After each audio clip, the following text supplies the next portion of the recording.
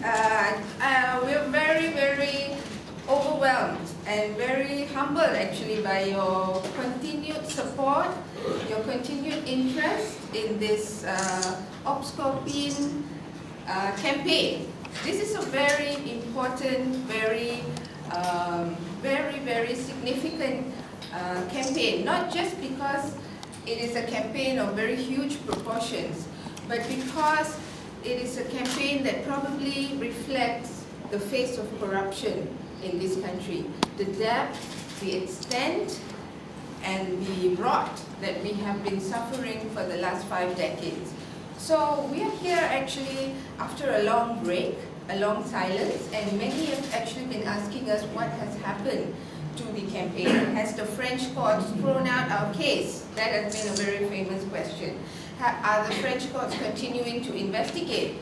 And some have even asked that ever since we exposed some details in the middle of last year, whether Swaram has actually decided to be quiet because UMNO and the Barisan Nasional has come after us in a very unrelenting, very unprecedented way. I think you know that we have been under a lot of attack. Our organization was almost deregistered, but we have actually survived it. We have succeeded. We still stand here before you today with a lot of courage, with a lot of risk. But we know that we're not doing this alone. We know that all of you are here. And we're quite overwhelmed that even for a small press conference, we get a lot of support from the public. We get a lot of support from each and every one of you. So that keeps us going. And we're actually very happy to be here, not because it's election time, but because there is a development.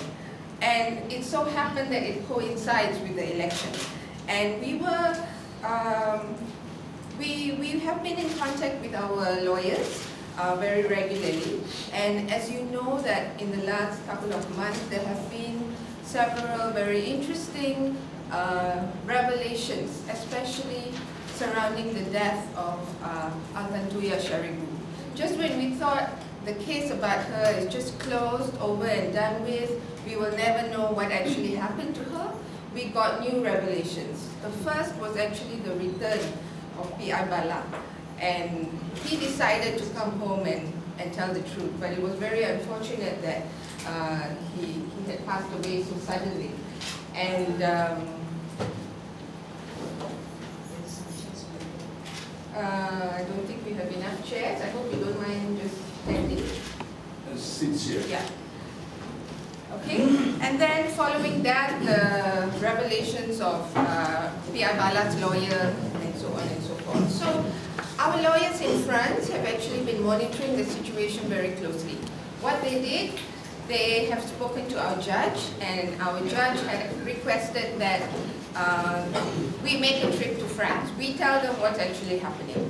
So Fadia and I have actually just returned from Paris yesterday, and we went there on a lightning visit, fly in, fly out, and come back and tell you what's really happening. So we had a very good interface, very good meeting with the lawyers, and a submission was made to the judge and so on. So I will read the statement, but what we're going to have after that, and probably what is going to be of interest to you, is a direct voice coming from France, from William Bourdon himself, which will be on Skype. You know that he was deported in July 2012 because he came to Malaysia and he spoke at a Swaram event, and he was stopped at the airport and unceremoniously sent back. Very high-profile lawyer was treated with such disregard by the Malaysian authorities. So we only have him virtual via Skype, but as real as possible. So Fadia and I are going to read the statement just so that we don't miss the detail and we don't misinterpret what has actually happened. So let me begin. On the 19th of April, both of us were called by the French lawyers to provide them with greater explanation on some of the issues that have transpired in Malaysia. The judges in charge, Roger Leloir and Serge Tona, I never can get his name right, have been following recent information offered by various persons, particularly on the death of Altantuya Shariibuu. Now I have to say that when the French inquiry first began, the death of Altantuya was not part of the investigation. But they, later on they decided that it was very important for her death and the circumstances around her death to be investigated as well, because she was also a recipient of the commissions. She was also one of those persons who were promised money and promised commissions. But of course, she lost her life in the process of trying to get it. Now, the mission included several details. One, important revelations on the deepening role of Najib Razak in the Scorpene scandal and the brutal murder of Altantuya Shariibuu.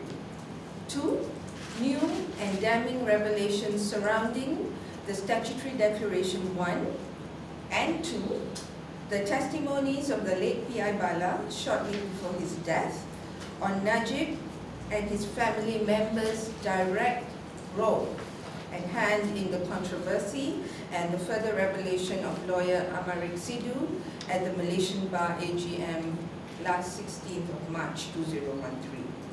The lead judge in the ongoing inquiry has requested further information on how these testimonies will impact upon the ongoing investigations in France. The courts have extended investigations into circumstances that have led to her death, and especially if Najib Razak had abused his powers as the then Deputy Prime Minister to cover the truth behind the brutal murder of Altantuya. Ongoing investigations, some of which are completely confidential, are awaiting the green light from the judge before it gets to the public domain, hopefully in the coming days. Now, this last line I know will interest you, but what I can only tell you at this moment is there are very positive developments from the French inquiry. Just when we think that it's all quiet, the judges have actually been working very hard to investigate further. And at this moment, we are unable to speak more about some specific findings, but we will come back to you definitely in the coming days. Now, the outcome of our trip.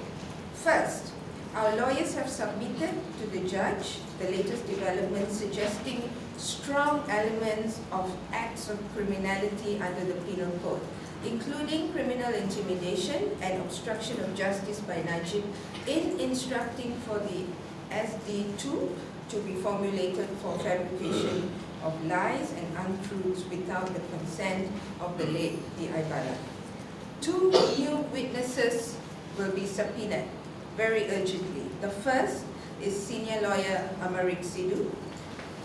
The second, Cecil Abraham. I think you know Cecil Abraham was the man who was alleged to be behind the drafting of the second statutory declaration, and he has been referred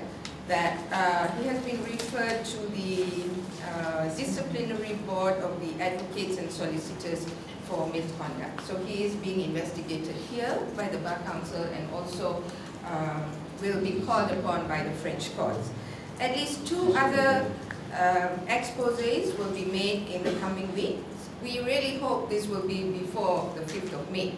But we have no way of telling the judge we have elections and so on. He doesn't bother about anything. This is a far more independent judiciary that actually takes its own time to investigate, to reveal information and so on. So we'd like to thank our lawyers really for their diligence in pushing open the ongoing inquiry onto new levels, where the investigations will now focus primarily on Najib as a key personality, a key witness in trying to cover up elements of the death of Altantuya Shariibuu. But before we get on to Skype with William, I'd like to say that as much as we're all very excited about the inquiry, I think we're excited because we have no other recourse at the local and national level. Because our courts, our parliament, our Malaysian Anti-Corruption Commission are not doing anything to further the investigations into this. So we have one window that we hope we can get information. And it's really sad because we Malaysians deserve to know the truth. And all we're pursuing here in Swaram is the truth. We want to know what happened. We want justice for the people who have been victimized. And we want to make sure that our taxpayers' money is actually properly managed and not stolen away by some of these rich and corrupt leaders. So